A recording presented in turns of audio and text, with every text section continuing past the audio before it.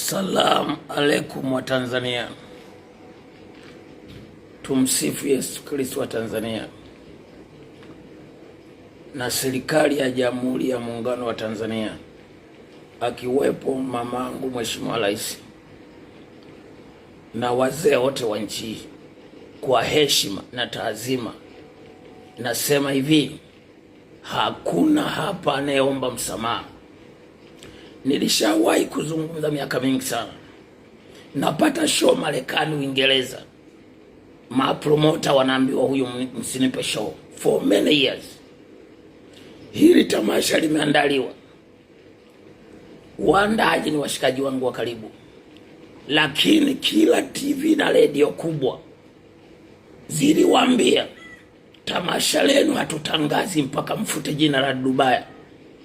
Na wao umekuwa ni mchezo kuanzia Clouds, EFM, media zote.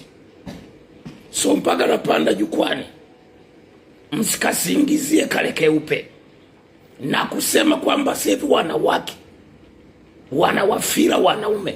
Hilo ni jambo la kweli, na mimi nampigania Mwenyezi Mungu. Kwa hiyo siombi msamaha TV si Azam, siombi msamaha TV gani, na nimewaambia waandaji hapo nilifanya makusudi, na niliwaambia waandaji show zinazofuata mikoa mingine sitaki. Mimi na uwezo wa kufanya show Msoma na Mambas 24 Entertainment. Nina uwezo wa kuandaa show zangu Kama. Nina uwezo wa kuandaa show zangu Tabora. Kwa hiyo siwezi kuwa mnyonge. Unatembea kwenye tamasha, alafu wanaotangaza hilo tamasha ni maadui zako. Paka kwenye chumba ambacho nilala jana, nimekuta reception. Kuna mtu, mimi niko Mlimani City, aliingia chumbani kwangu. You better watch your back, homie. This is Mambas 24. Kwa hiyo pale sio keupe.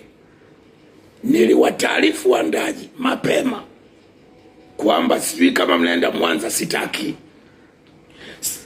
Nafikiri mmenielewa vizuri wa Tanzania. Mwenyezi Mungu bariki Tanzania. Mwenyezi Mungu bariki watoto wa Tanzania wawe salama.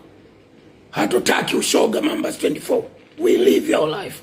You better watch your back.